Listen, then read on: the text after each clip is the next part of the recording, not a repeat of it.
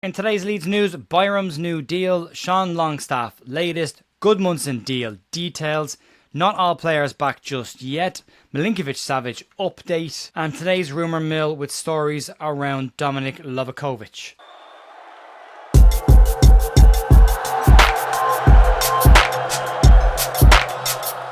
Morning folks, Jay here to view on Wednesday morning the 9th of July with your Leeds United news. Hope your week's going well. The weather's lovely outside. I hope everyone's out enjoying it and soaking up some positivity in this very strange week for Leeds United so far. It's been busy. There's some updates to get stuck into today. We've seen some new players as well. If you want to check out last night's podcast, myself and Paul from the Leeds Therapy had a little look at the 49ers strategy to see whether they're doing it on the cheap or they're targeting players where they can get a discounted price and actually create some good value, as well as having a little look at the players that have come in already this summer. You can check that out if you want to. We'll start today's news with a contract renewal, and that's Sam Byram. And Sam Byram has accepted the club's offer of a new one-year extension, which gives Byram the chance to represent Leeds United, his hometown club, in the Premier League. While some might question the decision to offer Byram a new deal, he does fill some very important roles behind the scenes at the club. The first one, and probably the most important one, is Premier League rules dictate that you must have 8 homegrown players in your squad. Leeds, I don't believe, have all of that just yet, but Sam Byram would be one of those and would very much tick that box. The other is the experience, and Sam will be very useful for the new players coming in from abroad, as well as the younger players coming up into the squad, to basically educate them pretty much on what's needed to be a Leeds United player and endear yourself to the Leeds United fan base. We saw with Josh Gudmundsson last year the importance of having that experience behind the scenes, who know what's involved in football. Sam Byram would know what's involved in being a Premier League player, as he has done that with West Ham and Norwich as well. And as a Leeds United fan, it's always great to see one of your own getting these kind of deals. So Sam might not play an awful lot of football next season, but as I say, he will be important behind the scenes, and especially with those younger players. And Sam will be on a relatively low wage, and from a PSR perspective, it'll barely make any impact at all. And for those who are going to get worked up about this, of all the things to get worked up about, this is probably very low on the list of things I will be worrying about. But it's great to see one of our own, Leeds United boy, getting a new contract and staying at the club a little bit longer. For now, anyway. Let's move on. Let's talk about the Sean Longstaff situation and some small updates on this one, as local media has gone a little bit quiet over the last 12, 18 hours or so, which maybe means something is going on. Yesterday we heard that Leeds had put in a bid for Newcastle United's central midfielder Sean Longstaff, but at that point Leeds were still waiting on a response to that bid. Yesterday evening, Leeds Live put out a piece where they claimed that Newcastle United had in fact accepted Leeds United's offer that is believed to be £10 million plus £2 million in add-ons. Leeds Live say that their sister site, the Chronicle Live Reporting, had the information that the Magpies had decided to accept Leeds United's offer. It has also been reported that Leeds and Longstaff have already agreed personal terms, so this could be a swift move should all the final bits and pieces get sorted out. Newcastle, though, were said to be interested in keeping Longstaff and wanted him to compete for positions this season, but the player is keen to get more minutes, and he's playing behind a pretty impressive midfield of Gumares and Tonali, so you can understand him trying to get a few more minutes under his belt next season. Also, on top of that, Newcastle are expected to complete the signing of Anthony Elanga, which means there may be a little bit of balancing the books needed from a PSR perspective for the Magpies.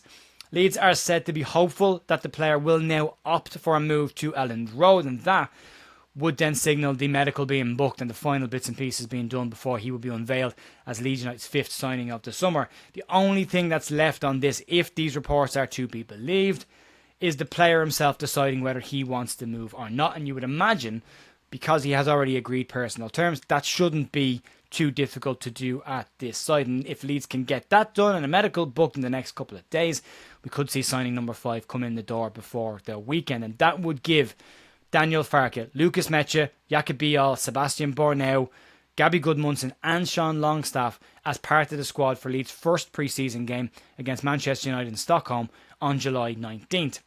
The more they can get in for the pre-season friendlies, the better at this point. Let's move on and talk about Gabby Gudmundsson, or Gabby as he wants to be known, and unveiled as Leeds' 4th signing yesterday. Swedish international Gabby Gudmundsson has agreed a 4-year deal at the club. Leeds announced the signing yesterday, and the official line on the fee is said to be an undisclosed fee, but that fee is believed to be in the region of £10 million. Gudmundsson said that he saw a few Leeds fans on his holiday in Crete wearing Leeds United jerseys, and he took that as a positive sign to go and join the club. 26-year-old has all of the attacking traits of a junior Firpo, but can also operate at left centre-back should it be needed as well. He can do wing-back, full-back and left centre-back anywhere up and down that left-hand side of the park. So has got some very good attacking traits, not known to be necessarily a dribbler past people, but known to use his pace to push the ball past people and open his legs. 5'11", 6 foot-ish in height, so he still ticks that box. 26 years of age, was in the final year of his contract, and just about 6 feet in height. So yeah, we welcome Gabby Gudmundsson into the club. We wish him all the success for the upcoming season as well as the club as well. And we'll see how they all get on once they start playing football. Let's move on. Let's talk about some of the returning players, or the ones that have yet to return for pre-season training. And as the bulk of the squad returned on Monday for pre-season training, not everybody is back at the club just yet. Leeds have had several players out on international duty over the course of the summer, and some of them were involved in the Under-21s European Championships. Mateo Joseph and Willie Gnonto have both represented their sides in this summer's Under-21 Euros, and they're not back just yet. On top of that, Brendan Aronson also represented the United States as part of the USMNT squad for the Gold Cup, and that only finished last week.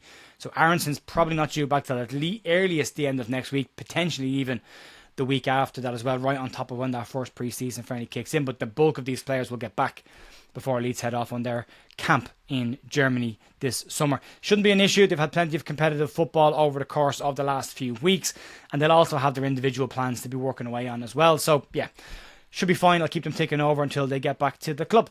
Let's move on and talk about the major talking point over the last couple of days, and that's Vanja Milinkovic-Savic. And we've heard a lot of conflicting reports on Milinkovic-Savic over the past couple of days, and I suppose the best way to put us in the right direction on this story is to start at the start yesterday and give you all the reports that have come out over the last 48 hours in chronological order. Yesterday afternoon, Joe Donoghue at the Yorkshire Evening Post put out a piece essentially saying that Leeds didn't have confidence in getting a deal done for Milinkovic-Savic. In the piece, Donoghue says that Leeds' scouting department admire the shot stopper, but are not thought to be the only club interested in him. Donoghue says that Leeds United are not believed to have submitted any offer for the 6'8" shot stopper at this point. And then after that, we got a piece from Isaac Johnson in Leeds Live, and he said that Leeds had Milinkovic-Savic on a shortlist of goalkeepers, but he wasn't the only one, and he was one of a number of targets for that number one spot for next season. Johnson said that Leeds sources have downplayed the possibility of landing the goalkeeper, who they branded as the most unlikely of the Leeds United targets in that position right now. Johnson mentioned interest from Napoli and Manchester United, but it has been widely reported across Italy that Napoli have no interest in moving for Milinkovic-Savic at this point and have turned their attention to other targets. Johnson also said that reports that Leeds had already activated the goalkeeper's €22 million release clause are inaccurate and false again at this point. Johnson said that Leeds are yet to decide on their number one target for the goalkeeping position at this point. And that brings us to this morning, and you would imagine with all of that being said, it would likely remove an awful lot of the noise around the goalkeeper, and we'd see other keepers being linked today. Well, that's not necessarily the case just yet. BBC's Adam Pope has reshared a tweet from Italian journalist Alfredo Padula, and he has translated it for everybody, and he's put that out. And I don't think Adam Pope put things out for effect when it comes to signings, but the tweet reads as follows. Vanja Milinkovic-Savic is on the shortlist of Leeds United for the goalkeeping position. The management will meet soon to decide whether to pay the release clause of €22 million. Napoli is not pushing forward. Interest from Manchester United and Monaco persists. So local journalists are saying that Napoli are very much in the mix for the player. Italian journalists are saying that they're not. Leeds will still have to deal with Manchester United, and now Monaco coming into the mix as well. And you could imagine Leeds could battle for that. There's no European football on offer for Manchester United. They're a bit of a basket case at the moment, so maybe Leeds could steal a march on them there. But we know Leeds have been in discussions with Torino and with the players' representatives at this point. And the club could just be now in a position where they're weighing up their options around which keeper they make their move for. Lyon's Lucas Perry is still being heavily linked with a move for Leeds United, along with Newcastle United's Nick Pope and Mainz goalkeeper Robert Zettner. And any of those goalkeepers was to be the option that Leeds went for. Would still be a very, very good goalkeeper for Leeds to bring in. There is a hierarchy amongst those goalkeepers of who we would like. Milinkovic-Savic obviously ticks an awful lot of boxes from a fan base perspective, but any of those 4 keepers coming in would be a serious upgrade on what we've got right now, and definitely a much more calmer situation in goal for Leeds next season. So I'm happy if any of those 4 come in, but we know the story with Leeds. It'd be likely somebody who has yet to be linked with Leeds just yet. Let's move on. Let's go into the rumour mill story, where we've got one rumour mill story today just to put out. More a case of clearing the deck on this one than anything else. And another goalkeeper has been linked with a move to Leeds United this morning. And according to AS Market in Turkey, they believe that Leeds United have interest in Fenerbahce goalkeeper Dominik Livakovic. It was reported earlier this summer that Fenerbahce were looking at Ilan Meslier as a potential replacement for Livakovic, as they expected him to move on this summer. The report says that Leeds value the goalkeeper at in and around £7 million, but that Fenerbahce themselves value the keeper closer to the £10 to £12 million bracket. Livakovic is 30 years of age. He's 6'1". He's the smaller end of the keepers that have been linked, and 30 years of age as well as the older end of the goalkeepers that has been linked. And what I'd say about this story, and having a good look around this morning, this is coming from Sunderland pages. Sunderland have been heavily linked with a move to Livakovic and Petrovic as well. 2 goalkeepers that Leeds are not said to have any interest in. So right now it appears that Leeds fans are continuing to be trolled by Sunderland fans by them adding Leeds' name to all of these. So when they sign the player, they've gazumped Leeds to another player. It's not the case. So for this one, I would say put that one in the bin. Don't worry about that one and move on. We'll see what happens in the next couple of days, and we'll see if Leeds do make a move for a goalkeeper. And it is the one position I think Leeds can afford to take their time on. The integration of a goalkeeper is much less than an outfield player, so he can come in at any point over this window.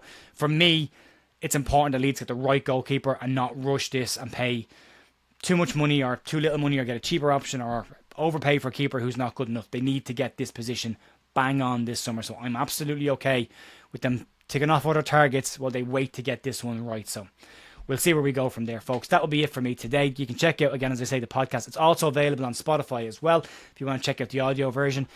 And I'll be back tomorrow morning for more Leeds news, and we'll see where we are around a couple of updates. If anything major happens tonight, I'll jump on and do a live stream. Outside of that, back in the morning for Leeds news. Enjoy the rest of your day. Go pet a dog. Do something fun.